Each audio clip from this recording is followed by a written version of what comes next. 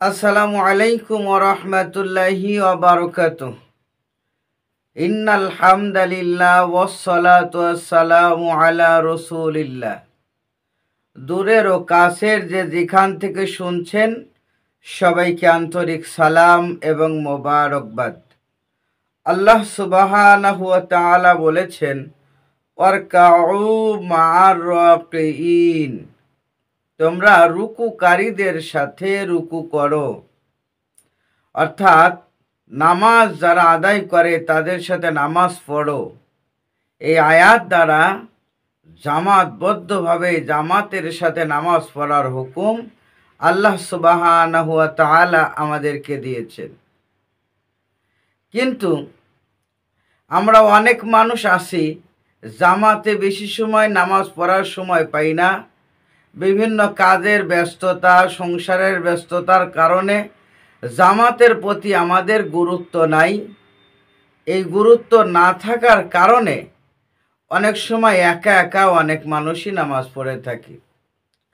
আর এই একা একা নামাজের মধ্যে অনেকগুলো ভুল ত্রুটি দিক থেকে যায়, যেগুলোর কারণে আসলে আমাদের নামাজই হয় না।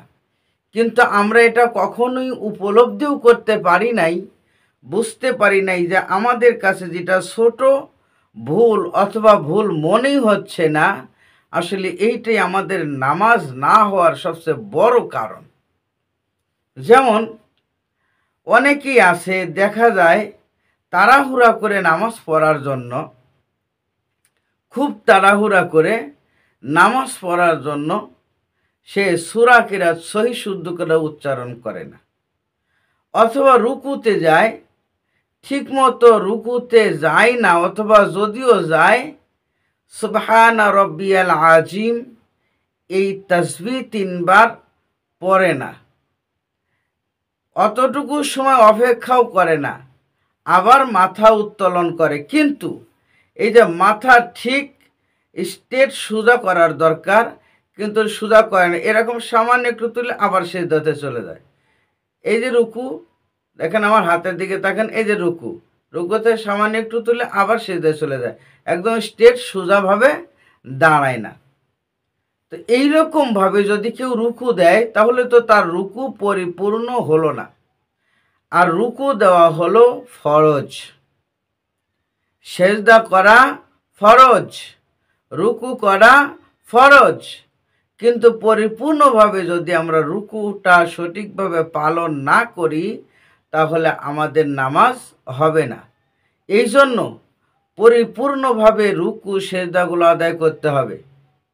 নামাজের ফরজ ভিতর এবং বাহিরে যে 13টি ফরজ আছে, এই ফরজগুলো সঠিকভাবে আদায় করতে হবে। কোনো একটি যদি ছুটে যায় তাহলে ওই ব্যক্তির নামাজ হবে না। কিন্তু আমরা সেদিকে কখনো ভূক্ষেপ করতে পারি না। সম্মানিত দর্শক শ্রোতা, এই জন্য নামাজের ভিতরে বাহিরে কি কি প্রয়োজনীয় গুরুত্বপূর্ণ বিষয় আছে, এই বিষয়গুলো আমাদের জানা খুব জরুরি।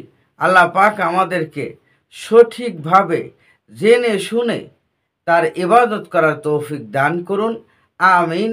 ওয়া আখির দাওয়ানা আনিল হামদুলিল্লাহি রাব্বিল আলামিন।